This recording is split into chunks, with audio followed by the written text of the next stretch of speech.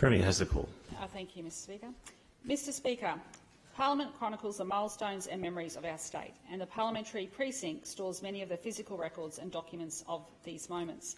20 years ago in this chamber, the then Premier Peter Beattie and Opposition Leader Rob Borbidge spoke in consensus to formally recognise Australian South Sea Islander people as a distinct cultural group. The recognition statement is on display in the parliamentary annex. Signed and dated September 2000, it says, "The government acknowledges and regrets that Australian South Sea Islanders experienced unjust treatment and endured social and economic disadvantage, prejudice and racial discrimination." It also says the Queensland Government is committed to ensuring that present and future generations of Australian South Sea Islanders have equality of opportunity in the life of our state. Mr Speaker, later this morning we will celebrate this important 20th anniversary with members of Queensland's South Sea Islander communities. I acknowledge them in the public gallery today.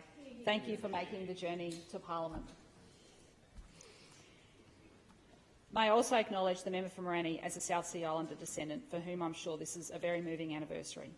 Of the Australians who identify as having South Sea Islander heritage, almost three-quarters call Queensland home, including Mackay, Brisbane, Townsville, Cairns and Rockhampton.